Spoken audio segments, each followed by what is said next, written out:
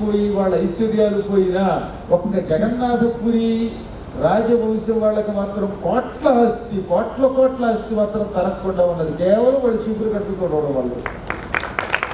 ఎప్పుడంటే ఆ వంశం వాళ్ళు ఎప్పటికి కూడా ఉన్నారు. సరిగ్గా జగన్నాథ రథం బయలుదేరేటప్పుడు చీపురు కట్టుకుని వాళ్ళే ముందు తులుస్తారు, ఆ తర్వాత రథం బయలుదేరుతుంది. అది వాళ్ళ విజయ రహస్యం.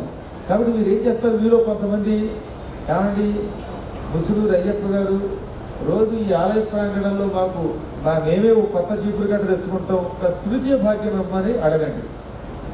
అందరూ ఒకేసారి పడి గందరగోళం చేయకుండా రోజుకి ఒకళ్ళు ఇద్దరు పెట్టుకోండి. మళ్ళీ చెప్పామంటే గొడవ, పక్కవాడికి వచ్చేసి వీడు నేను నీ తోసుకుని చివరికి ఎవరు కూడా తొడవరు. అలా కొట్టుకోకుండా క్రమశిక్షణతో ఈ ప్రాంతాన్ని శుభ్రం చేయండి. శుభ ఫలితం రాకపోతే అడగండి. కారణం ఈ చరాచర జగత్తంతా శివమయం, శివుడు లేని ప్రదేశం అంటూ ఏమీ లేదు.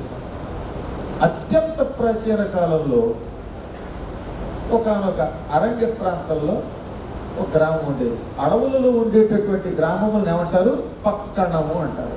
కాకింత కావద్దు, పట్టణం కాదు పట్టణం. పట్టణం అంటే అరణ్య గ్రామం అని.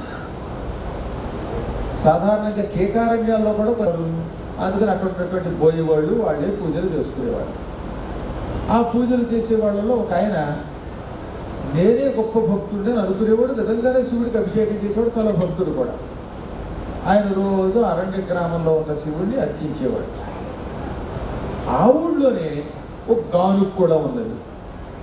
ఒక ఆయన గానుగు నడుపుకుంటూ నూనె ఆడుకుంటూ నూనె తీస్తూ ఏది వేరుశనగ గింజలు, నువ్వులు, నువ్వు పప్పు మొదలైన వాటిని గానుగులో వేసి గానుగు చుట్టూ తల తిప్పుతూ ఉంటే నూనె బయటకు వస్తుంది కదా, అలా నూనె తయారు చేసి దాంతో బతికేవాడు.